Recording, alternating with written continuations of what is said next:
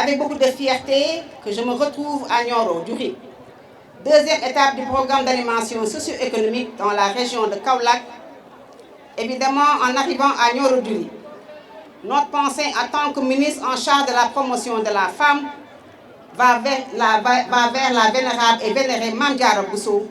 figure spirituelle, femme modèle et de référence éternelle pour toutes les générations de femmes et de filles. De retour de Prokhane, où j'ai pu me recueillir dans son mausolée en marge de la visite au Dara de ses homonymes, je voudrais encore prier avec vous pour que sa lumière continue d'éclairer le chemin de notre pays dans la paix, la concorde vers l'émergence en 2035. Cette prière dite, je tiens à féliciter, à magnifier la présence remarquable des femmes de toutes les communes qui ont bien voulu sacrifier de leur précieux temps pour venir à ma rencontre et participer à cette session de dialogue autour des enjeux de l'autonomisation de la femme dans le département.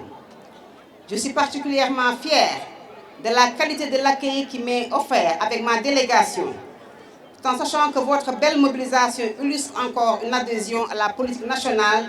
d'amélioration de la condition féminine définie par son Excellence, M. Macky Sall, Président de la République. Mesdames et Messieurs, ici à Nioro, comme l'a indiqué avec pertinence la coordonnatrice du comité consultatif des femmes du département, que je tiens à féliciter, il existe un immense potentiel de talent, de créativité et surtout d'engagement chez les femmes. J'ai pu encore m'en rendre compte à travers les différentes initiatives que j'ai visitées depuis ce matin au niveau du FEPROMAS, puis au niveau du CEDAF.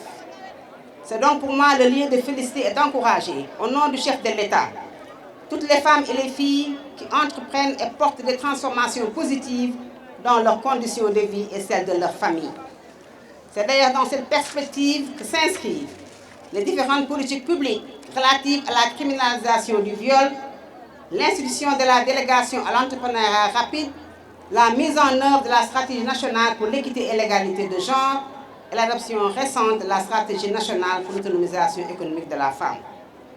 Aujourd'hui, je m'inscris dans la dynamique en vous annonçant une dotation de 100 millions de francs CFA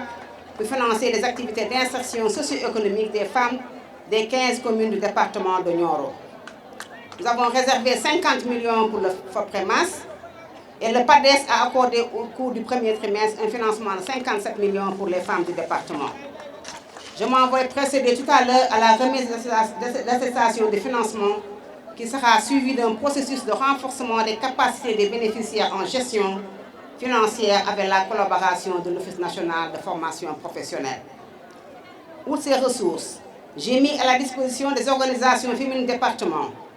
ce matin un lot d'équipements de production et d'allègement des travaux comprenant 2 kits coiffure, 2 moulins à mil,